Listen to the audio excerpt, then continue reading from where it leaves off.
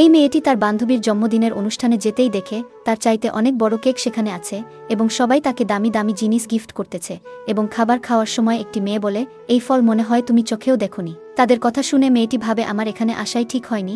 তারপরে তারা পার্টিতে যাওয়ার জন্য তৈরি হতে মেয়েটি সেখানে আসলে ওই মেয়েটি বলে, তুমি কি এইভাবে আমাদের সাথে যাবে?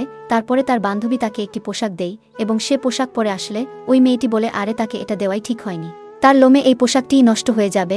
এমনকি সে একটি জায়গায় ইন্টারভিউ দেওয়ার জন্য গেলে তাকে চাকরি দেয় না, তার জায়গায় সেই চাকরি তার বান্ধবীকে দেয়।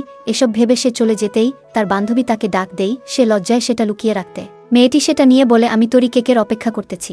আসলে এর আগে যা হয়েছিল, খাবারের সময় তার বান্ধবী বলেছিল এই ফল খাওয়া এমন কি বিশেষ ব্যাপার, ধরো বান্ধবী এটাও তুমি খাও। এবং পোশাক পরার সময় সে বলেছিল, আমার পোশাক কি করব, এটা আমার ব্যাপার। এমনকি সে অফিসে মেয়েটি তার জন্যই চাকরির অনুরোধ করেছিল।